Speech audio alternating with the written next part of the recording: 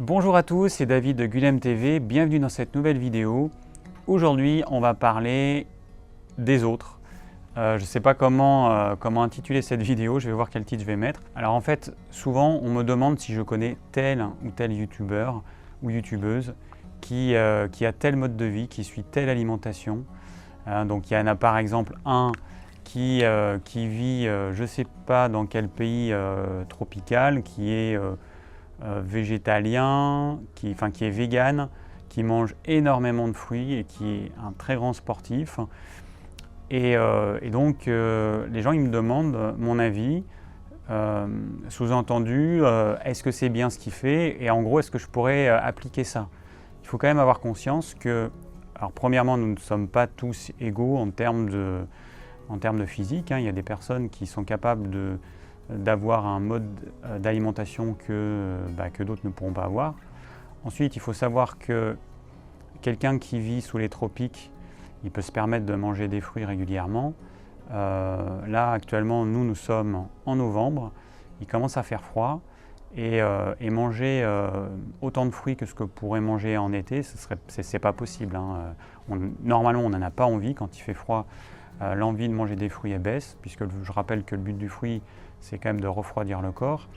Et donc, quand il fait froid en hiver, on n'a pas envie de se gaver de fruits. Alors peut-être que les personnes qui vivent dans des lieux surchauffés, avec une voiture, avec le chauffage à fond et un bureau dans lequel il fait super chaud, peut-être qu'elles ont envie de manger plein de fruits parce qu'elles ne soumettent pas leur corps au froid, alors que c'est ce qu'il faudrait faire en hiver. Mais en tout cas, quelqu'un qui suit les rythmes de la nature, naturellement, il a moins envie de manger de fruits en hiver quand il fait froid. Donc ces youtubeurs qui partagent leur expérience, qui vivent sous les tropiques, avec un climat où il fait super chaud, avec des fruits exotiques locaux, mûrs à maturité, parce qu'il ne faut pas oublier que nous, les fruits, les équivalents qu'on va pouvoir manger chez nous, une partie des fruits, ils ont été transportés pendant plusieurs semaines dans des containers, et du coup ils sont cueillis hiver. Donc déjà il y a une autre différence. Ensuite, la plupart ce sont des sportifs, voire des grands sportifs, et du coup eux ils vont être capables de brûler l'acide faible qui est contenu dans les fruits. Quelqu'un qui est sédentaire, qui fait quasiment pas de sport, s'il mange autant de fruits que ces personnes-là, mais il va s'acidifier comme c'est pas possible. Alors après il y en a certains, notamment une femme, on m'a posé la question parce que c'est quelqu'un qui est végétalienne, qui mange majoritairement des glucides, ce qui est normal puisqu'elle est végétalienne. Donc elle est obligée de manger énormément de glucides pour avoir son quota de protéines. Puisque je le rappelle, les glucides, les protéines, vous allez les trouver en grande quantité dans les légumineuses en numéro 1, en numéro 2 dans les céréales et dans les oléagineux. Donc du coup, ces personnes-là, elles sont obligées de se gaver de glucides pour avoir leur quota de protéines.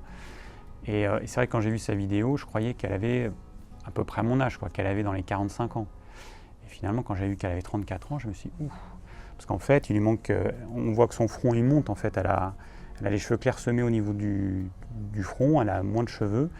Et puis, elle a une peau, elle ne fait pas 34 ans, elle fait beaucoup plus que son âge. Donc en fait, c'est quelqu'un qui va manger beaucoup de glucides, peu de gras, pas de protéines animales évidemment. Et il faut savoir que la peau, elle a besoin de protéines. Alors les protéines, on en trouve certes dans les végétaux, mais est-ce que on est tous capables d'assimiler les protéines végétales? L'expérience montre que non. Après, ce n'est pas une question de théorie. C'est pareil, il y a des personnes qui m'amènent des études scientifiques, mais on s'en fiche des études scientifiques. Il y a des personnes qui assimilent bien les protéines végétales et d'autres qui les assimilent pas bien. C'est comme ça.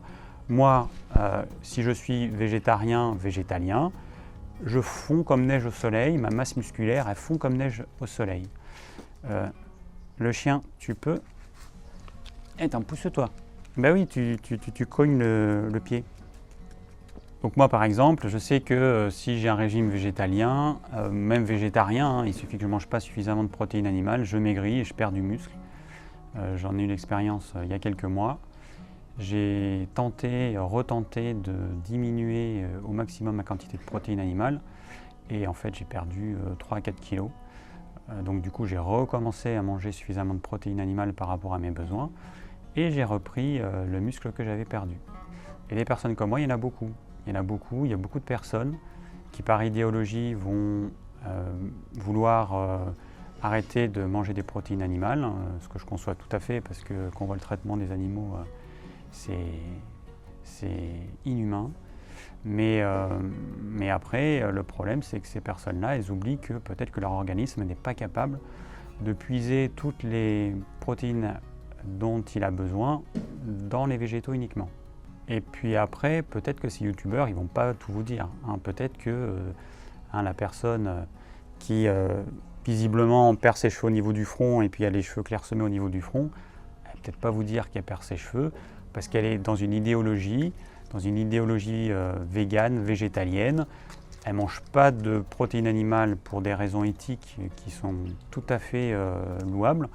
Simplement, elle ne va peut-être pas vous dire qu'elle a pu ses règles, qu'elle perd ses cheveux, qu'elle a peut-être une baisse de sa libido, qu'elle a peut-être de la fatigue, que sa peau, alors bon, la peau on le voit, donc c'est vrai que sa peau, on voit qu'elle a pris cher, mais bon. Voilà, donc ne pas oublier qu'un youtubeur, il ne va pas forcément tout vous dire. Donc il faut quand même que vous preniez un petit peu de distance quand vous voyez les vidéos de quelqu'un, surtout quand il y a une idéologie derrière. Le végétalisme, il y a une idéologie derrière. Moi, je suis omnivore, je mange de tout et je conseille de manger de tout, avec des quantités variables suivant les tempéraments. Mais bon, je n'ai pas d'idéologie. Ma seule idéologie, c'est d'être en bonne santé, de ne pas s'user, de pouvoir rester jeune le plus longtemps possible, d'avoir un organisme en pleine santé jusqu'à la fin. Voilà, c'est mon but, on va dire que c'est mon idéologie à moi. Et mon but, c'est de vous aider à trouver l'alimentation qui vous correspond. Le problème, c'est que ces youtubeurs, ils ont un type d'alimentation, ils vont donc conseiller ce type d'alimentation à tout le monde. Et si vous voulez avoir la même alimentation, eh ben, alors premièrement, ça ne va peut-être pas vous convenir, mais pour que ça fonctionne, il faut que vous ayez le même mode de vie que cette personne. Alors déjà que vous ayez le même tempérament, ensuite que vous fassiez la même activité physique et que vous viviez sous le même climat. Sinon, ça ne va pas fonctionner. Moi, ces youtubeurs, je les vois un petit peu comme des expériences vivantes. On va expérimenter un certain mode de vie dans certaines conditions, chez un homme, chez une femme, et puis voir un petit peu ce que ça donne sur eux. Mon expérience, quand je les vois, en fait, c'est que c'est des gens qui font plus que leur âge, en fait. C'est des gens que je vois usés, certains qui sont un petit peu émaciés, avec une peau qui s'est usée. Alors, ça peut être lié à plein de choses, mais du coup, c'est pas forcément un mode de vie qui, moi, me donne envie de le suivre, parce que je me dis que c'est pas un truc enfin, en tout cas, ce ne sont pas des personnes qui vont rayonner la pleine santé. Après, je rappelle quand même qu'on fait ces vidéos, on est comme tout le monde, on a notre vie, nos problèmes, chacun on a des problèmes physiques, on a des faiblesses, on peut avoir des difficultés, des problèmes de sommeil, on peut avoir des choses. Moi, il y a des personnes qui me font des remarques en me disant que j'ai le teint pâle, que j'ai des cernes sous les yeux. Bon, j'ai pas de cernes. Là, je me filme dehors, donc la lumière, elle est bien. En plus, là, le soleil, il est par là-bas, il est pas loin de se coucher. Donc, j'ai la lumière en face, donc je suis bien éclairé. Mais quand je me filme à l'intérieur, si j'ai une source de lumière sur le dessus, forcément, ça va faire une ombre et ça peut faire croire que j'ai des cernes. Mais il faut quand même pas oublier que toutes les vidéos qu'on fait, ce sont des vidéos, que c'est pas la réalité. Et qu'on n'est pas des professionnels. Enfin, en tout cas, moi, je ne suis pas un professionnel de l'image. J'ai ma caméra en face de moi, j'ai mon enregistreur avec mon micro-cravate sur moi, et voilà, et je me filme tout seul. J'ai personne qui est là pour faire la mise au point. Donc, des fois, je peux être un petit peu surexposé, un petit peu sous-exposé. Bon, voilà, c'est la règle du jeu. Donc, ce serait cool qu'on arrête de me faire des remarques de ce style, parce que ça avance à rien, en fait. Ça avance à rien de me dire que j'ai le teint pâle et que ça va justifier le fait que ce que je dis c'est n'importe quoi, parce que même moi je ne suis pas capable en tout cas de refléter la pleine santé. Bon, regardez un petit peu toutes les vidéos, vous verrez que mon visage, je pense qu'il passe par toutes les couleurs, suivant l'endroit où j'ai filmé, suivant je sais pas, les réglages que je fais sur la caméra. Donc il ne faut quand même pas se fier à ça. Donc, moi j'ai la chance de vivre à la campagne, m'oxygène un petit peu dehors, j'essaie d'aller travailler dehors pour faire des exercices physiques dehors. Là par exemple, il va y avoir pas mal d'arbres à tronçonner, donc je m'oxygène, je profite de la nature et du coup c'est vrai que je sais que moi je suis jamais blanc en fait, parce que je prends toujours un petit peu le soleil et puis je vais dehors. Hein. Donc, je me souviens quand je vivais à Paris, c'est vrai qu'en hiver j'étais blanc comme un cachet d'aspirine. On voyait que il n'y avait pas assez d'oxygène dans mon sang, puisque si ma peau est claire, ça veut dire qu'il n'y a pas assez de sang qui monte. Et du coup, là c'est vrai que je ne respirais pas la santé. Merci d'avoir suivi cette vidéo, j'espère qu'elle vous aura plu et surtout qu'elle vous aura permis de prendre conscience qu'il ne faut pas suivre aveuglément le même mode de vie que tel ou tel youtubeur sous prétexte qu'il est suivi par une grande communauté. Si vous avez des questions, n'hésitez pas à les laisser en commentaire. Et si vous désirez recevoir gratuitement mes conseils pour une alimentation saine, cliquez sur le lien ci-dessous. Et je vous dis à très bientôt pour de nouvelles vidéos.